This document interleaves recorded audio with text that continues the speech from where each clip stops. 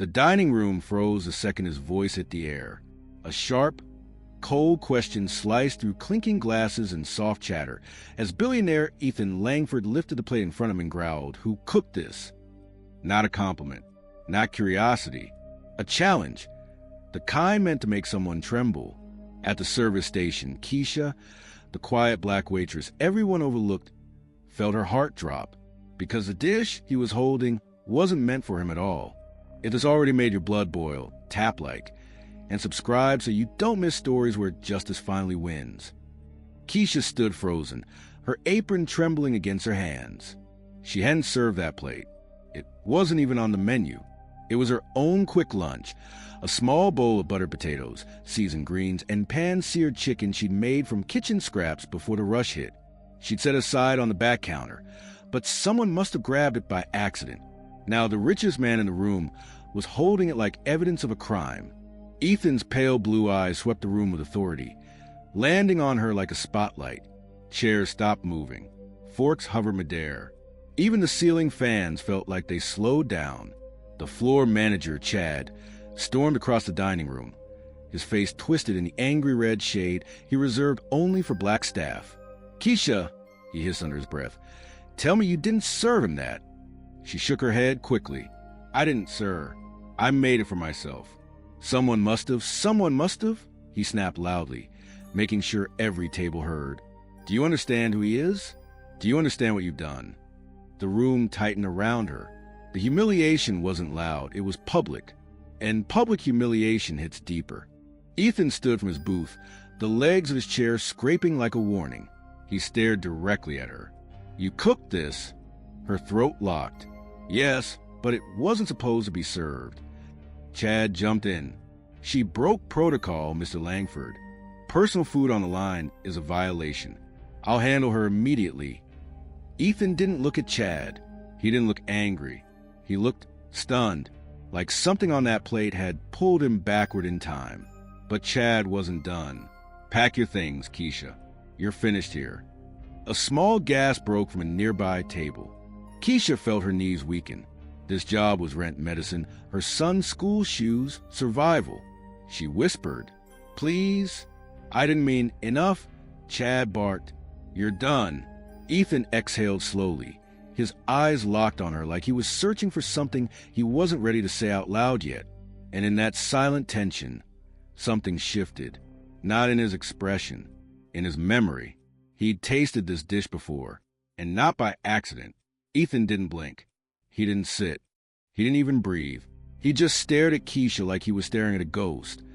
Not the kind that scares you, but the kind that reminds you of a past you thought you'd buried.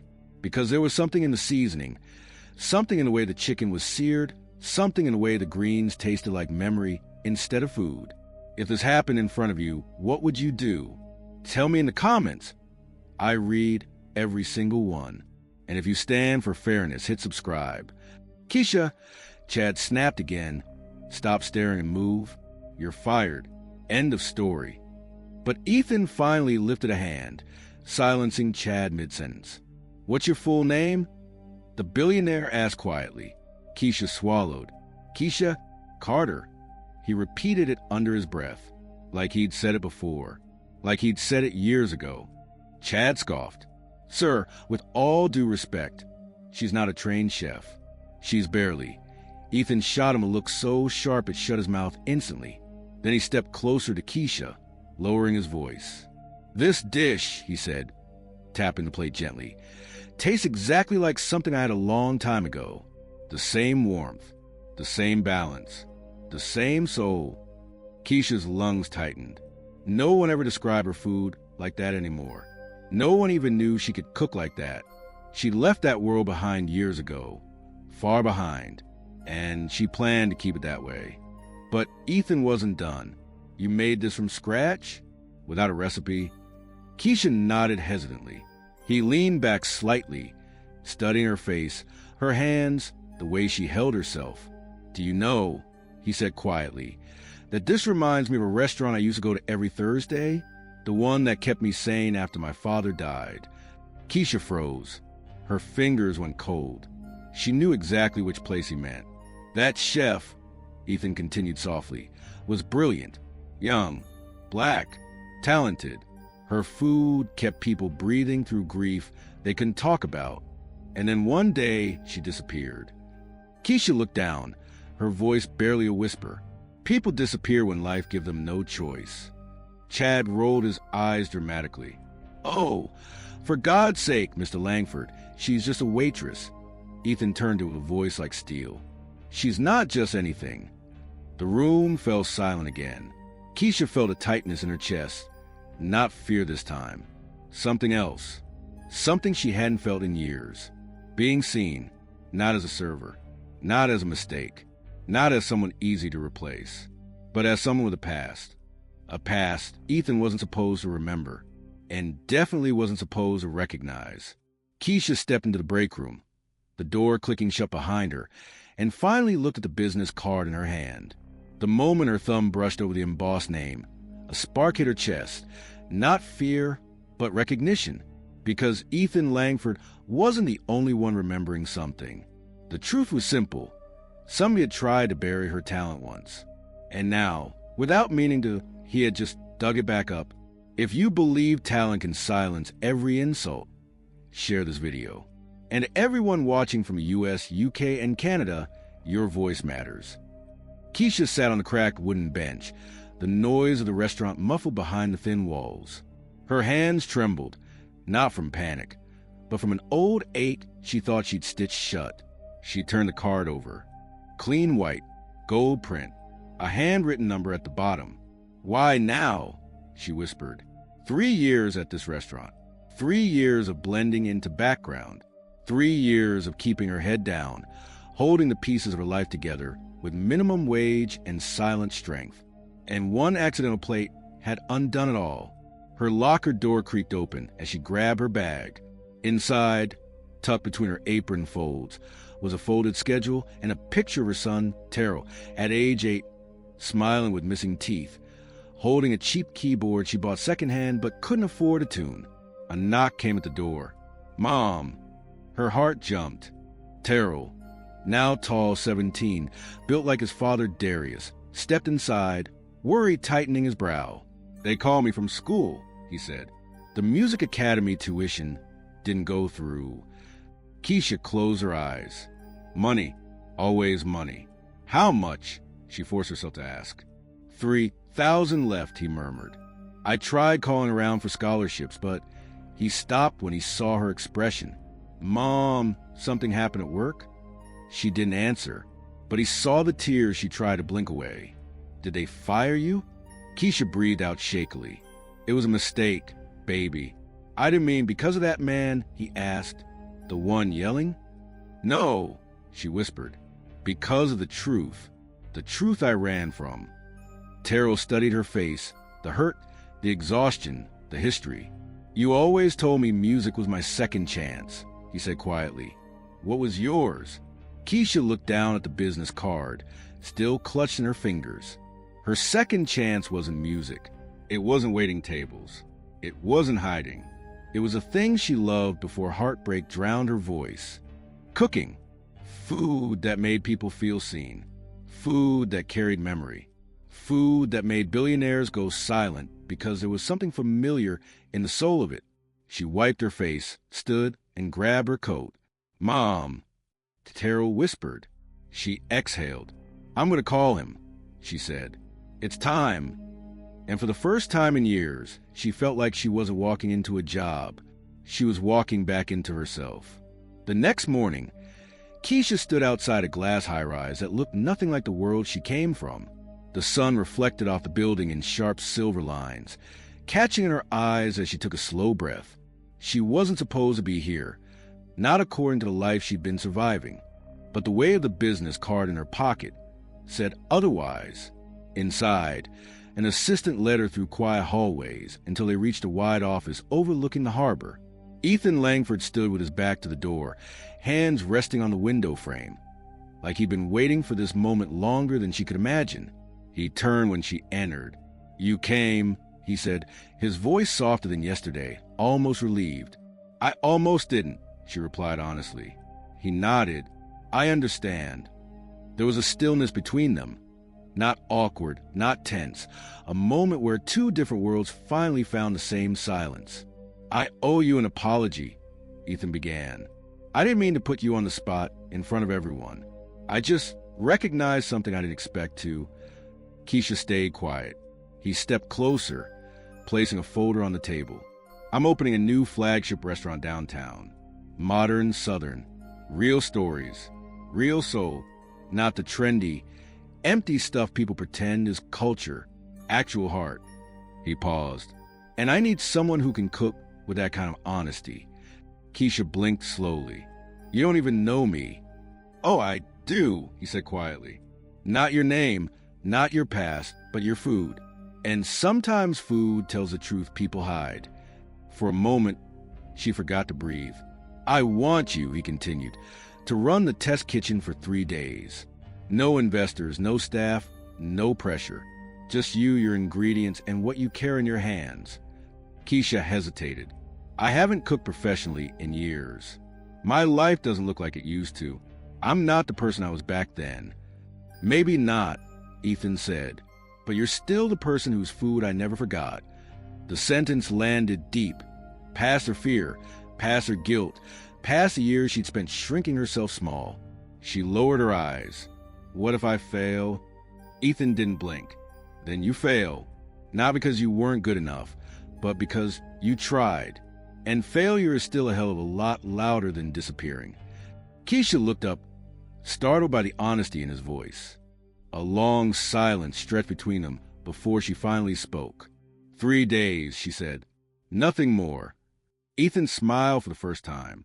"That's all I'm asking." As she turned to leave, he added, "Keisha, whatever made you walk away before, you don't have to run from it here." She didn't answer, but something in her chest loosened, just enough to breathe again. Tomorrow, she would step into a kitchen for the first time in years. Not as a server, not as a survivor, but as a chef finding her voice again. The test kitchen smelled of fresh lemon cleaner and in used steel when Keisha arrived on her first morning. 3 days, that's what she promised. 3 days to see if her hands still remembered what grief once made her forget. She tied her apron quietly, grounding herself in a space that felt both new and painfully familiar. Ethan walked in moments later, sleeves rolled, energy steady. "Ready? As I'll ever be," she said. She worked in silence, letting her instincts guide her, chopping greens, seasoning chicken the way her grandmother taught her, tasting, adjusting, trusting the feeling instead of the fear. For hours, the only sounds were the rhythm of knives and the soft hum of burners. When she finally set the plate down in front of him, Ethan didn't speak. He just took a bite, and something in his shoulder softened. A shift so small she would have missed it if she wasn't watching him like her future depended on it. "This," he whispered, "is exactly what I've been looking for." But before she could process his reaction, the test kitchen door swung open. A man in a sleek gray suit stepped in. Sharp hairline, colder eyes, the type who thought empathy was a weakness that slowed meetings down. "Andrew Ferris," he announced, looking her up and down. "Senior advisor to the investor board." Keisha felt her stomach tighten. Not fear, warning. Ferris scanned the plate, like it was evidence in a case he already decided. "So you're the mystery cook causing all this noise." Keisha didn't respond. She didn't trust her voice yet. "She's not a mystery cook," Ethan said firmly. "She's the reason this restaurant will have a soul." Ferris raised a brow. "Soul doesn't pay investors, Ethan." Then he turned to Keisha. "You know, we're opening a multi-million-dollar restaurant. Reputation matters. Optics matter. And your background might complicate things." There it was, not even subtle. Racism dressed in corporate vocabulary. Keisha kept her voice calm. "My background is simple. I cook. People eat. That's all." Ferris smirked. "Not when the press looks into your past. New York kitchens don't forget scandals. You walked away once. Why should we trust you won't do it again?" The words hit her like a memory she didn't invite.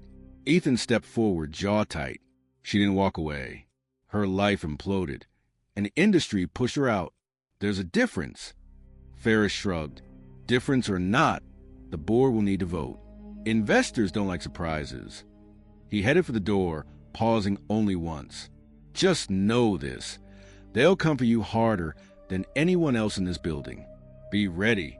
When the door closed, Keisha released a breath she didn't realize she'd been holding. Ethan looked at her gently. I'll fight this. You don't have to stand alone. She shook her head. No, this time I do. Because hiding hadn't protected her before. And it wouldn't save her now. The soft opening tasting night arrived faster than Keisha expected. Revive wasn't finished yet. Scaffolding still hugged one wall. Edison bulbs hung without shades, and the floor smelled faintly of varnish. But the tables were set. The critics were seated. And the kitchen, her kitchen, was humming like a heartbeat finding its rhythm again. Keisha stood behind the swinging doors, apron tied tight, hair pinned back, palms warm with adrenaline.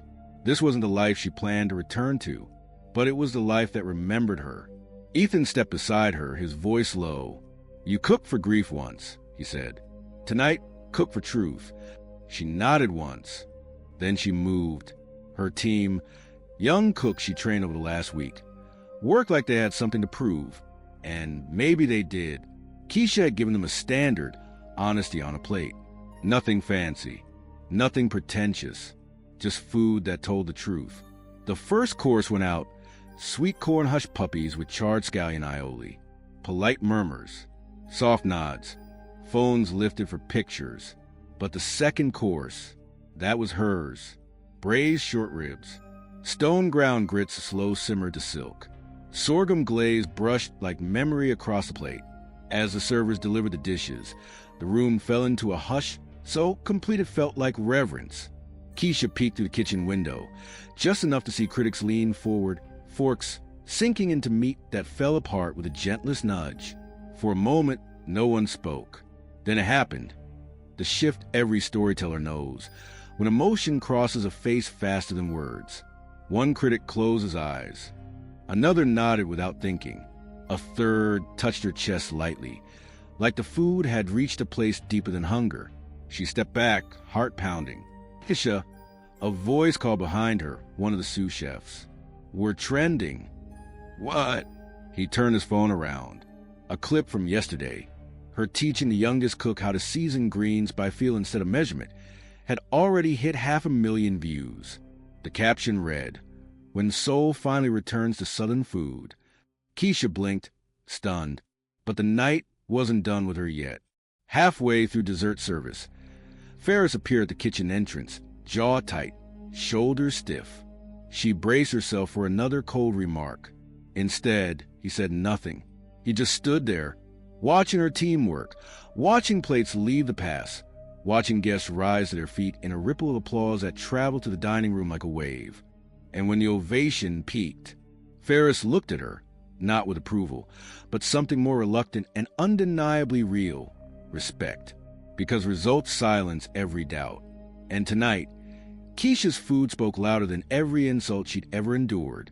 The morning after the soft opening, the restaurant was quiet. The kind of quiet that comes right after a storm that changed everything. Sunlight slipped across the unfinished floorboards, catching on the steel counters and casting warm gold into a space that finally felt alive. Keisha unlocked the front door herself. No audience, no critics, no investors breathing down her neck. Just her and the steady hum of possibility. She set her bag down behind the counter and let her fingertips glide over the wooden bar. Last night's applause still echoed somewhere in the back of her mind. Not loud, not overwhelming, just steady. Like a heartbeat reminding her she'd survived something she never thought she'd face again. Footsteps approached. She turned and found Ethan leaning by the entryway, 2 coffees in hand. You beat me here, he said with a small smile. I couldn't sleep, she admitted. Why not? She looked around the room, the place she helped bring to life, the kitchen where she'd rediscovered a part of herself she thought was gone forever. Because for the first time in a long time, she said quietly, I wasn't afraid of tomorrow. He walked closer and set a cup in front of her. You earned that feeling. Keisha shook her head softly. I fought for it. That's different. Ethan didn't argue. He just nodded. The way someone nods when they know the truth isn't theirs to claim, Before she could speak again, the door opened and a familiar tall figure stepped inside. "Mom." Terrell held a folder in his hand, crisp, official-looking, with the logo of the Music Academy embossed in gold. She blinked. "Is that—" "The final enrollment packet," he said, smiling wider than she'd seen in years. "They said my tuition cleared this morning." Keisha felt her throat tighten. Ethan looked away respectfully. Terrell stepped closer, lowering his voice. "You did this," he murmured. "Not the restaurant. Not the investors. You." Her eyes softened. "No, baby. We did this." For a moment, the three of them stood in the quiet glow of the dining room. A billionaire who found hope in a flavor, a young musician finding his future, and a woman reclaiming the name she thought she had to bury. Keisha walked toward the open kitchen, tied her apron, and breathed in the familiar scent of steel, spice, and the first spark of new beginning. She wasn't the waitress the world ignored. She wasn't the chef the industry forgot. She wasn't the woman fear tried to silence. She was Keisha Carter, and she was done disappearing.